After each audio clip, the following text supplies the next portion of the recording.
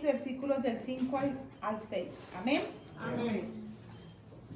Los que sembraron con lágrimas, con regocijo segarán.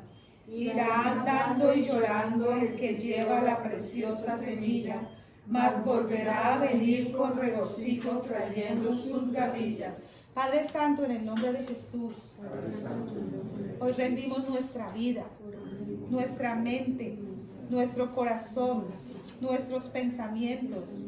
Te damos gracias, Señor, por la vida de paz que nos das, porque sin ti no somos nada y no queremos nada fuera de ti.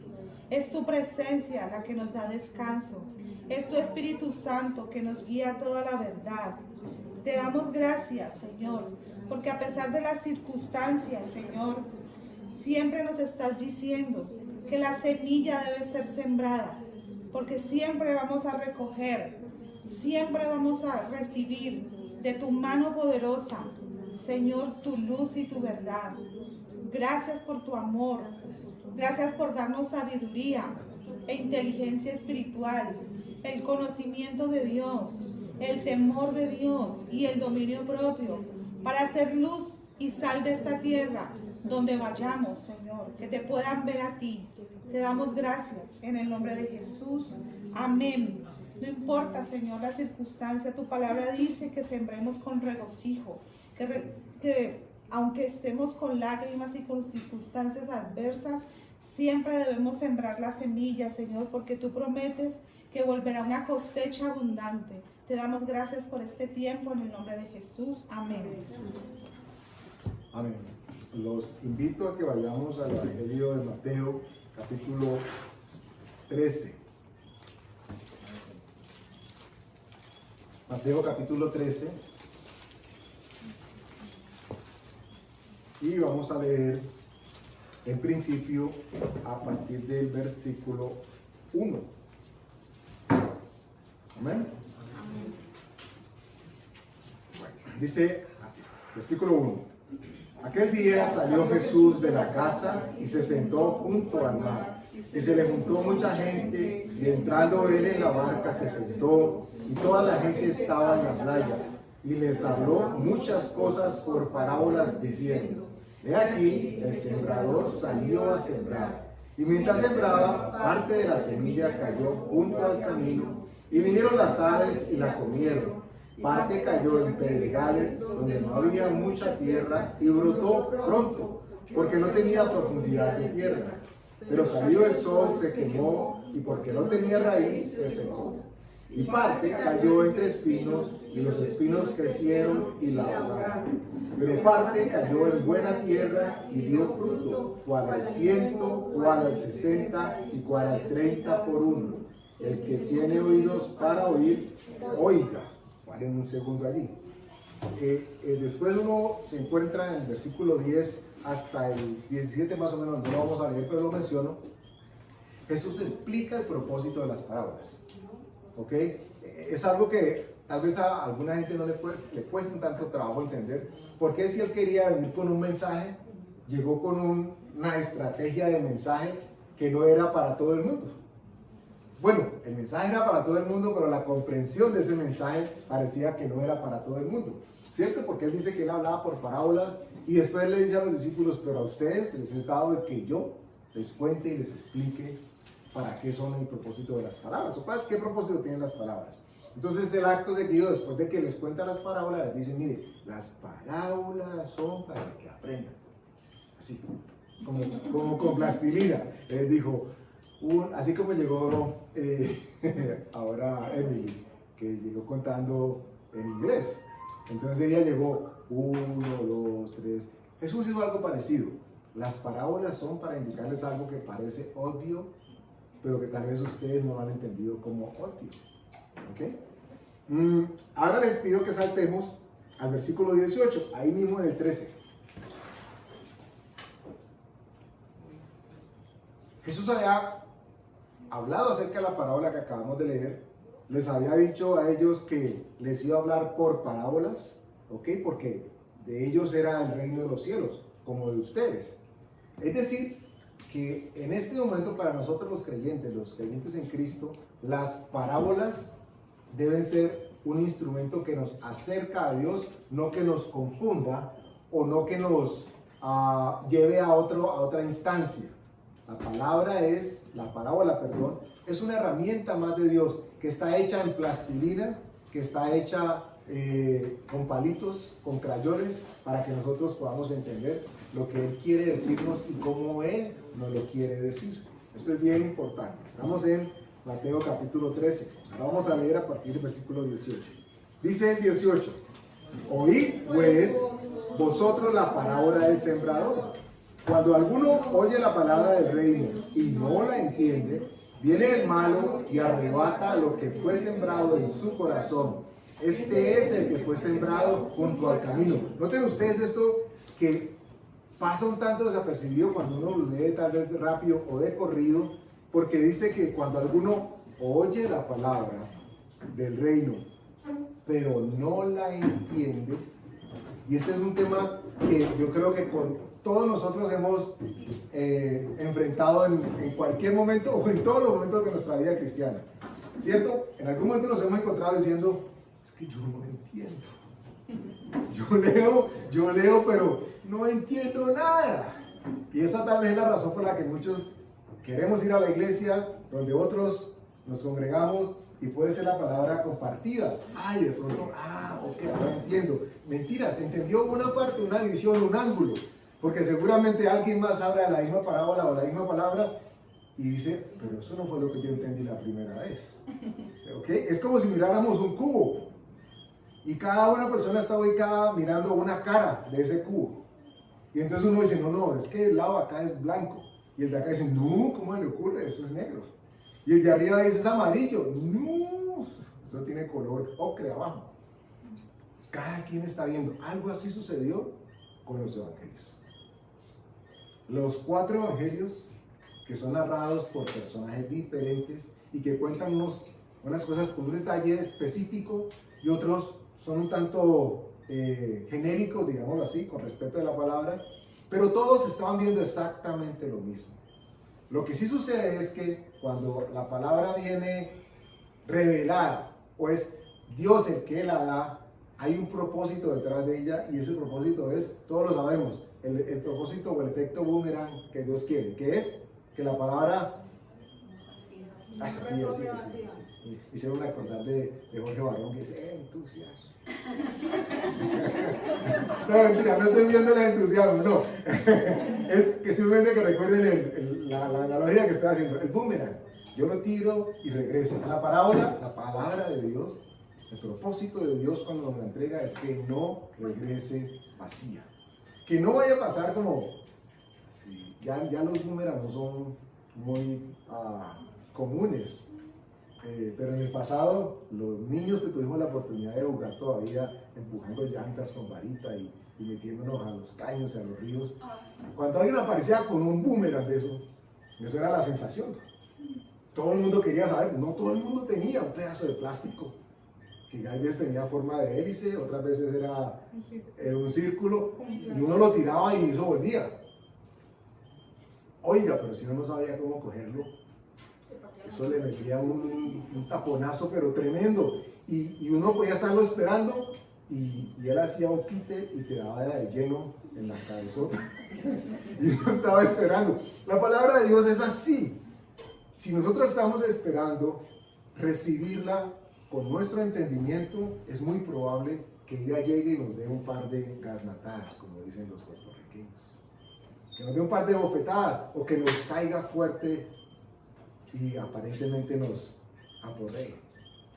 Pero cuando es el Espíritu Santo el que la ha enviado y es el que la recibe, el que está dentro de nosotros, entonces podemos tener tranquilidad y seguridad de que esa recepción va a ser como Dios quiere que sea. Es decir, ya no queda a mi imaginación, es que yo entendí esto y es como yo lo entendí. ¿Ustedes recuerdan la ley de la hermenéutica? ¿Saben? ¿Recuerdan? Sí, digan que sí. Eso. No, digan que sí. La hermenéutica, y no es que queramos chicanear con términos, porque tal vez es el único que me sé, pero para que tengamos claridad, quienes estudian a profundidad la Biblia, estudian hermenéutica. La hermenéutica, la base es que la palabra se interpreta a sí misma. No requiere de conocimiento altísimo de alguien para interpretarla, sino que la interpretación va a estar dentro de la propia palabra. Y entonces Jesús está haciendo uso de esa estrategia aquí en este momento. Jesús les cuenta primero la palabra y ellos quedan, no entendí, Jesús. Eso fue lo que pasó. ¿Nos puede repetir? ¿Y cuántas veces no nos ha pasado que leemos, escuchamos, o alguien nos habla y nosotros decimos por dentro, yo no entiendo? Y es más, hay veces en algunos casos las personas dejan de venir o prefieren no venir porque creen de que van a seguir no entendiendo. Y resulta que todo lo contrario que Dios quiere que suceda es que nosotros vengamos porque cada vez vamos a entender más. El punto es que hay veces hemos tirado la palabra, ella ha venido y nos ha dado en plena boquita linda, nos ha reventado y entonces quedamos con la impresión de que la palabra es fuerte y es dura. Y sí, puede ser fuerte y puede ser dura, pero depende de quién la tire y depende de quién la reciba. ¿Ok? Entonces Dios dice, hacemos una pausa, lo leo o lo busquen mejor para que sea la palabra que hable. Isaías 55:11, pero no pierdan Mateo, que regresaremos ahí. Isaías 55, capítulo 55, versículo 11.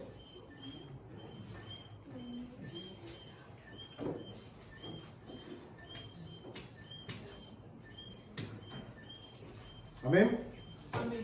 Miren, si Dios es un Dios de promesas, y hago una pausa necesaria para aclarar de que no estamos hablando del tipo de promesas que a nosotros nos gusta, que a la carne nos gusta, que al sentimiento le gusta. Y claro, Dios me va a cumplir aquel deseo que yo tengo y que yo quiero.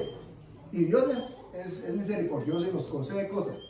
Pero no estamos hablando en este momento de lo que yo deseo y lo que yo quiero. Porque este versículo ha sido usado en muchas ocasiones dándonos a entender de que nosotros pues simplemente pidamos y pidamos y pidamos, que Dios se encarga de cumplir y resolver. Y Dios, lo decíamos la vez pasada, Dios es un papá. Ahora se nos presentó a nosotros como padre. Y como todo padre va a querer educarnos, va a querer complacernos, va a querer congraciarnos, va a querer bendecirnos. En este caso, Isaías 55, versículo 11 dice, así será mi palabra que sale de mi boca. No volverá a mí vacía, sino que hará lo que yo quiero y será prosperada en aquello para que la envíe. ¿Qué notaron ustedes aquí en este versículo que acabamos de leer? ¡Qué bendición! Leo de nuevo. Dice, así será mi palabra que sale de mi boca. ¿Quién está hablando? Dios. ¿Cierto? Estamos claros que está hablando Dios. Sigue, no volverá a mí vacía, sino que hará lo que... ¿Qué? Yo. ¿Quién es el yo? ¿Quién es el yo que está hablando? Dios. Miren ustedes cómo la comprensión, digamos que se ajusta, no espero que sea un poco, sino mucho más, cuando aclaramos que la palabra que sale y que no retorna vacía es la que Él dice. No es aquel cántico o rezo que en algún momento nos enseñaron en que diga, declare, crea y reciba. Y entonces uno andaba por la vida y uno veía el carro y claro, en el nombre de Jesús, que el carro es mío. O tomo posesión de este terreno. Exacto, y pisaba y uno marchaba sí, porque Jericó, ¿cierto? Porque Jericó a las 7 vueltas. Yo no sé de ustedes, tal vez no todos, porque muchos son jóvenes, gloria a Dios, y nacieron sin ese sesgo religioso. Pero ¿cuántos aquí dieron alguna vez una vueltica al estilo Jericó? Así sea a la vuelta de la mesa, a la vuelta de la casa, a la vuelta del carro, a la vuelta de la esquina. Ojo, ya claro, y es bíblico y Dios lo ha respaldado y Dios lo respalda y nos impulsa a hacerlo. Hago una pausa para contarle un testimonio que ya lo he contado aquí, pero lo repito. Años atrás, recién nosotros estábamos iniciando como congregación, se dio una circunstancia bien compleja con una vecina. Unos vecinos que vivían en unos apartamentos aquí bajando, y la señora estaba literalmente endemoniada y tenía azotado a todo el que pasaba por ahí. Eso parecía el loco que tiraba piedras. Uno quería evitar pasar por ahí porque en cualquier momento la señora salía y hacía cualquier cosa. Y le hacía escándalos al de enseguida, de la derecha, al de abajo, al de arriba, a todo el mundo, y puenteaba a todo el mundo. Y hubo un momento en que unos pocos, que éramos unos pocos, éramos 3 o 4 tal vez máximo, dijimos, venga, ¿y por qué no nos reunimos y oramos por esta circunstancia? Y ahí entonces cogimos Jericó para arriba y Jericó para abajo.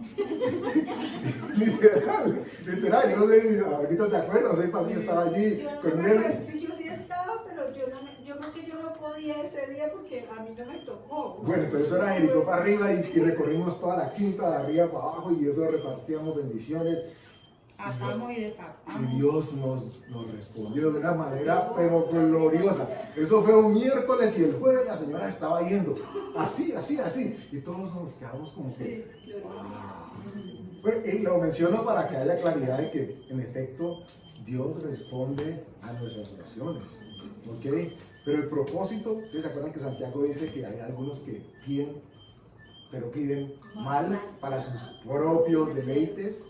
Y aquí la palabra que acabamos de leer está siendo específica porque dice Dios hablando. La palabra que yo diga es la que va a ir y la que no va a regresar vacía.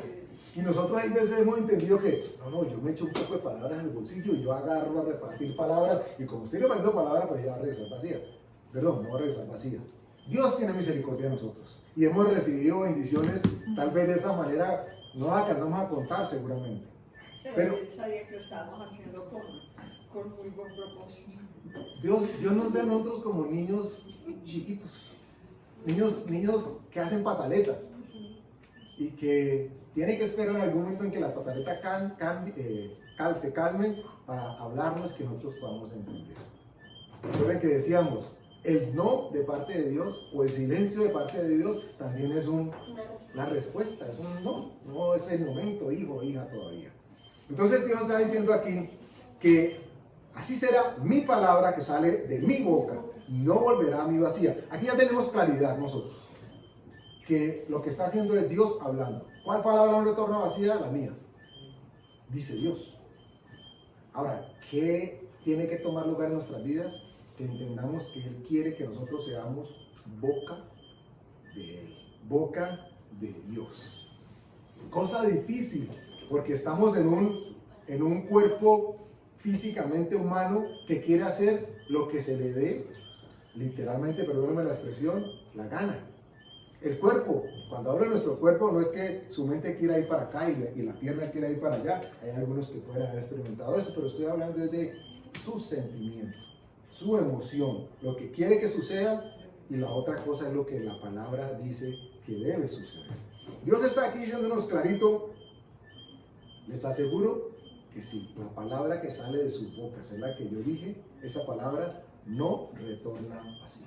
Y a nosotros esto tendría que darnos no solamente una llenura, sino tendría que darnos una tranquilidad, pero de esas que no se pueden medir, porque quitaría la responsabilidad de nosotros.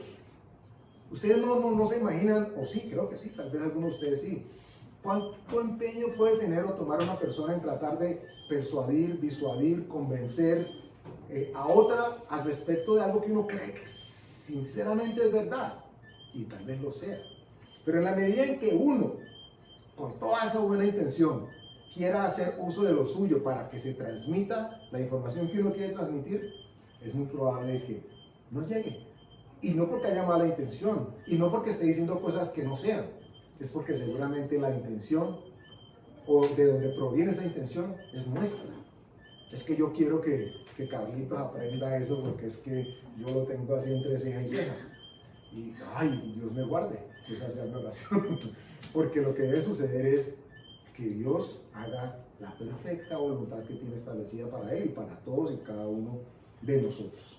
Entonces dice que va a ser prosperada. Miren ustedes cómo el tema de la prosperidad no se debe desdibujar, porque la palabra, la expresión, la intención de prosperar es totalmente bíblica y de parte de Dios. Pero no, el propósito es buscar prosperidad.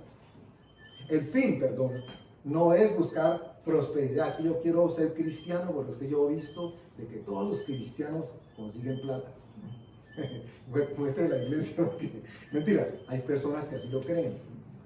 Y hay congregaciones en las que cosas así se manifiestan. Entonces la gente se ve atraída porque, uy, ese desde que empezó a ir allá, le va bien en todo. Se le cuadra la vida. Se le cuadra la vida. Y hay otros que dicen, no, yo apenas empecé ahí, se me descuadra. Entonces, ¿cómo cuadro la vida? Bueno, Jesús estaba hablando de parábolas. Regresemos a Mateo capítulo 13. Recuerden ustedes que el campo de la batalla está en la mente y en nuestras emociones.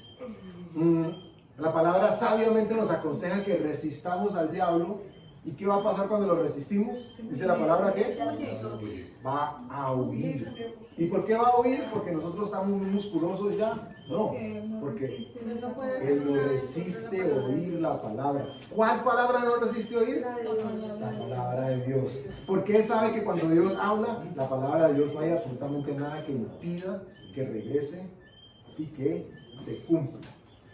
Hay un concepto que utilizamos mucho en nuestro lenguaje diario y es el término preocupación. Sencillo de separar. ¿Qué es preocuparse? Es ocuparse con anticipación de algo, ¿cierto? Uno dice, ay, yo soy previsivo, entonces yo tengo que preocuparme. Antes de que algo suceda. Antes de que algo suceda. Yo preparo, me anticipo en lo que pueda, porque tengo que dejar todo listo para después. Eso es básicamente lo que significa preocuparse. El contexto del día a día nos dice que preocupación habla de ansiedad por el cumplimiento de esas expectativas futuras, ¿cierto? Entonces la gente le dice, ¿por qué se preocupa? No se preocupe, ¿usted está preocupado? ¿Qué lo preocupa? Y algunos han tratado hábilmente de manejar el lenguaje y dicen, no, yo no me preocupo, yo voy a ocuparme de algo del futuro. Igual está tratando de tener esa claridad. Dios quiere que nosotros tal vez nos acerquemos a un término que es poco usado. Y de hecho no sé si la RAE lo termina aceptando, pero que es muy explícito. Y es, ¿qué tal si nosotros en vez de hablar de preocupación, hablamos de despreocupación?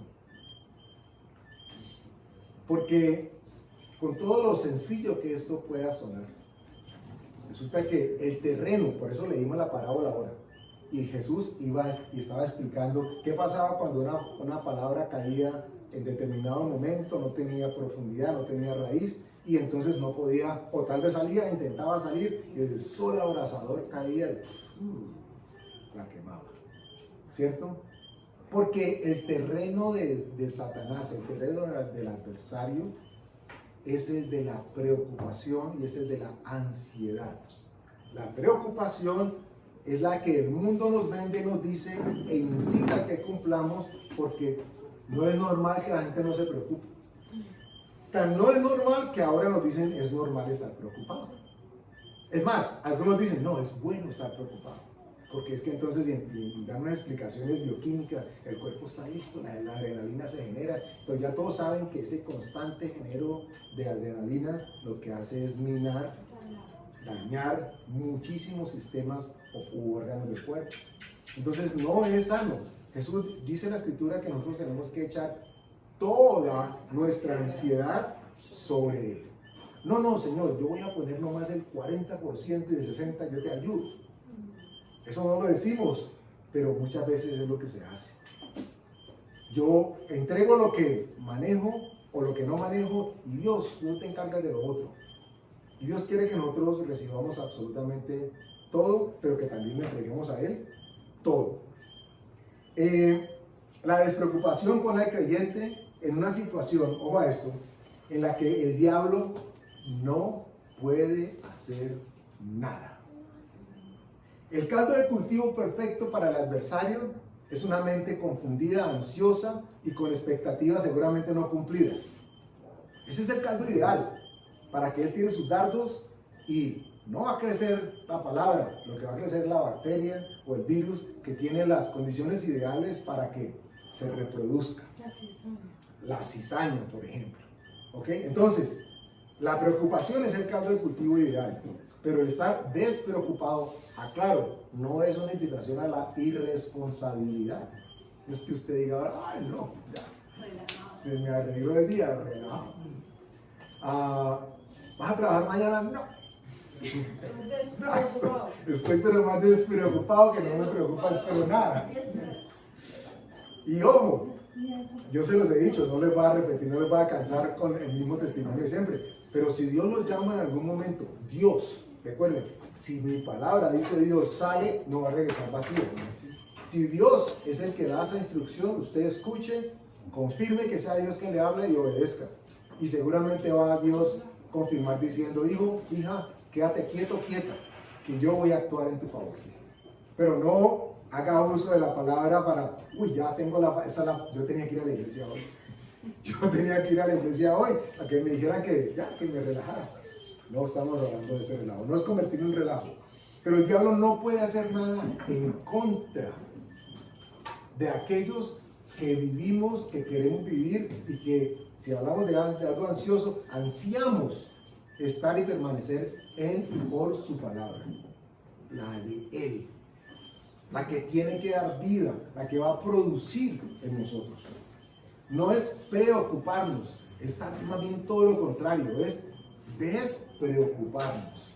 Y noten ustedes que la despreocupación suena un tanto complejo, alguien puede malinterpretar, pero despreocuparse técnicamente es entregarle a quien sí puede hacer lo que yo no puedo hacer. Es literalmente lo que sucedió, complejo dirán algunos, pero la Biblia lo enseña así, lo que sucedió con Abraham e Isaac. Recuerden que Isaac era la promesa, el cumplimiento de la promesa. Abraham estaba bien cuchito, recibió una promesa. Y pasaban años y él preguntaba a Dios, ¿y cuándo? ¿Y cuándo? Y seguramente la esposa, después de ver lo que tanto sufría, yo dijo, no, yo te arreglo eso, ¿no? Y consiguió a la sierva y le dijo, ay, venga, hágame el favor, ay, por favor, yo le pago. Inclusive seguramente le ofreció. Abraham estaba buscando el cumplimiento de la promesa, pero ya la tenía. Cuando Dios le da a su hijo, el que era el hijo de la promesa, miren ustedes que en un principio quien llega no es la promesa. ¿Recuerdan el nombre del primogénito? Porque era el primogénito Ismael. Quien debería recibir la bendición era el primogénito.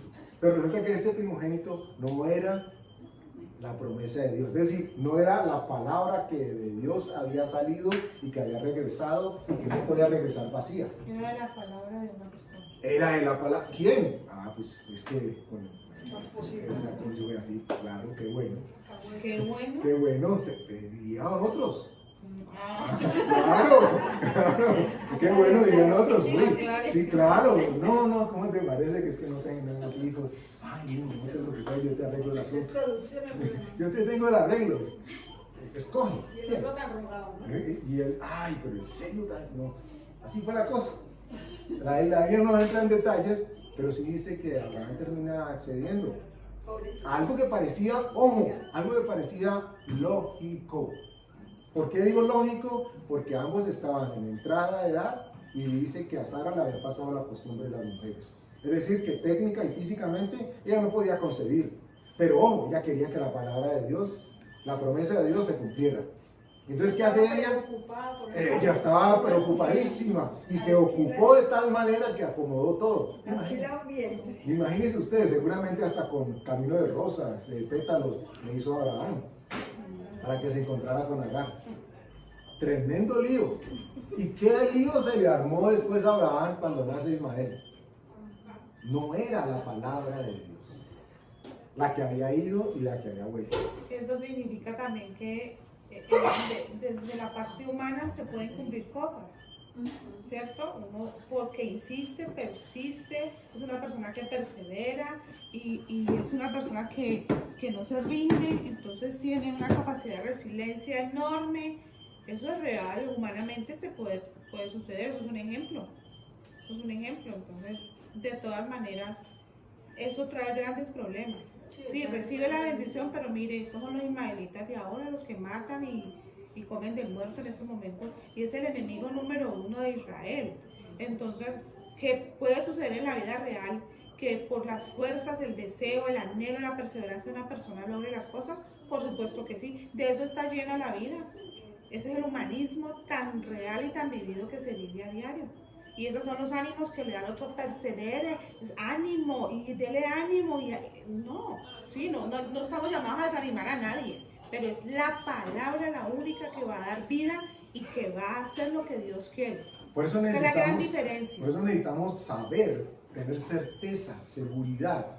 Número uno, de que somos tierra abonada y fértil de parte de Dios. Amén. ¿Ok? Métale un codazo al que está enseguida, y si no va enseguida, mire al que está enfrente, mire al que está al lado y dígale: soy buena tierra.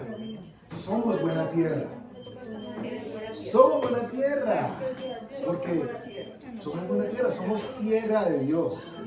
Entonces, teniendo esto claro, ya sabemos de que si para Dios nosotros somos buena tierra, significa que la palabra que Él va a decir en nosotros va a producir frutos. Porque es la palabra de Él. Y alguien dirá: ay, pero es que al 30 no, al 60 no, al 100, yo sí quiero hacer, si no al 100 no. Alguien podrá decir: yo todo o nada, si no al 100 no. Ojo, recuerden que para Dios lo que nos muestra como poco es inmensurable para nosotros. No lo podemos medir. O sea que si alguien dijera: no, me tocó el 30, vaya, vea usted que puede ser el 30% de parte de Dios en su vida.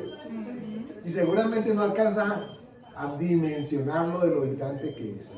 Entonces no se trata de escoger: yo me pido el de 100. El que quede con el 60, otro con 30, no. Pero la palabra de Dios no va a retornar nunca vacía. Cuando Él la dice y cuando Él la siembra, y sabe que la ha sembrado en nosotros. Tornamos con Abraham. Abraham pretendió ayudar a Dios. Su esposa creyó que estaba ayudando a Dios para que la promesa de Dios se cumpliera en su esposo. La embarraron. Pero cuando finalmente Dios obra, ella concibe y sale y nace Isaac, sucede lo impensable. Lo impensable. Dios le dice: entrégalo. El cumplimiento de la promesa. Me dice usted que ha estado ahorrando, planeando, acumulando cuentas porque usted quiere ese carro que ya lo tiene, ya pagó, se lo entrega mañana. Y Dios le dice: ay, gracias Andrés, porque vamos a entregar ese carro a... ¿Cómo así, Señor? No, pero es que era mío, tú me lo prometiste, tú me lo diste. Pero estoy siendo frívolo con el tema del ejemplo del carro. Usted era algo mucho más sencillo, pero que usted quisiera mucho, o algo mucho más grande, pero que también quisiera mucho. Abraham estaba en circunstancias parecidas, pero difícilmente comparables con lo que nosotros hemos vivido. A él le estaban pidiendo que entregara su hijo, el de la promesa. Él ya entendió, después de todo ese lío con Agar y con los que estaban alrededor, él entendió de que la promesa de Dios no era él, la promesa de Dios era Isaac. Y cuando la recibe dice: uff, qué bueno, ya tengo la promesa. Y de pronto la promesa le dice: dámela. Y él, como el chavo: sí te la doy. Sí lo quiero. Él lo quería. En su corazón sabía que iba a obedecerlo. Y decidió hacerlo. Pero es apenas lógico pensar que él decía: Señor, me lo acabaste de entregar. ¿Cuántos años podía tener Isaac aproximadamente? Estaba jovencito. Imagínese usted. Y supuestamente para ofrecerlo como sacrificio. Pero Dios nunca quiso matar al muchacho. ¿Cómo lo iba a matar si era la promesa? ¿Cómo lo iba a matar si era lo que él había dicho que iba a retornar y no ha sido? Entonces, él lo que está haciendo es despreocupándose. Está entregándole esa preocupación al único que puede manejarla. El único que tiene el poder de poder, valga la redundancia, hacerla suya y hacerla prosperar. Y toma la decisión más sabia de su vida. Señor, yo sé que no es lo que quiero, tú lo sabes, pero si es necesario, tú lo levantas de los muertos. Y Dios honra la postura y la fe que ahora estaba manifestando Abraham. Por eso, después de ese momento, la Escritura ya empieza a decir de él que Abraham creyó por fe y que le fue contado por justicia. Porque miren ustedes que la fe de Abraham hasta ese momento había sido unas veces sí, otras veces no. No era el todo firme con Dios, todo bien, no. Después de ese momento entendió de que Dios era fiel. Lo que quiere decir que ustedes y yo, a nosotros nos conviene creer que vale la pena despreocuparnos de aquello que nos ha estado preocupando. Cuando digo preocupando, hablo de lo que sea que a usted lo ponga a pensar con algún sentimiento de ansiedad, con algún sentimiento de temor, con algún sentimiento de angustia. Y uno diga, no, pero es que es normal angustiarse porque es que somos humanos. Claro, mientras estemos en la humanidad, estamos en el caldo de cultivo ideal del adversario, en el que lo que él tire se reproduce facilito. Pero Dios nos quiere sacar de ese caldo de cultivo y nos quiere ubicar a nosotros en un espacio en donde no importa qué tantos dardos tiren, ninguno va a producir nada, porque como somos buena tierra, solamente va a producir lo que Dios ha sembrado en nosotros. Esto solamente va a suceder si nosotros tenemos las condiciones ideales para que lo que el adversario quiere que se reproduzca, no se reproduzca. Si usted alguna vez ha sembrado o ha querido sembrar desde una suculenta hasta una orquídea, que son un tanto más complejas, usted va a querer que la tierra tenga lo ideal, sirvió el piojito, busca en internet la receta de, mejor dicho, hígado licuado con mora para que le suba las defensas a la orquídea. Hierros y vitaminas. Lo que sea, ¿cierto? Usted va a querer que las condiciones sean las ideales para que esa raíz dé el fruto que tenga que producir. Pero Dios lo ha hecho con nosotros y nos dio el Espíritu Santo de Dios, para que no confiáramos en nosotros, sino que siempre, repito, siempre confiemos en Él que está dentro de nosotros, que Jesús nos dice constantemente, yo les dije que les convenía, que yo me fuera y que Él viniera, porque Él les iba a llevar a toda verdad. Entonces nos vamos a dar cuenta que qué palabra sale de nosotros es la verdad. Porque como hemos escuchado en algún momento, si yo digo palabra, siempre palabra. Entonces, ¿pero qué palabra hemos sembrado?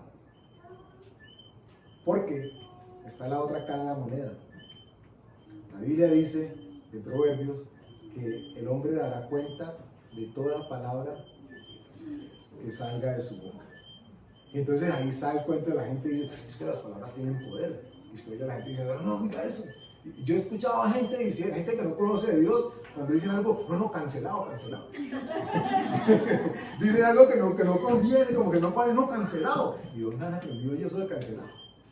¿Cierto? Porque hay que haber escuchado que no se dejen maldecir. Y es mejor eso, entenderlo de esa manera y tal vez aplicarlo y simplemente quedarse y decir, ay, sí, bueno, sí, que sea lo que Dios quiera.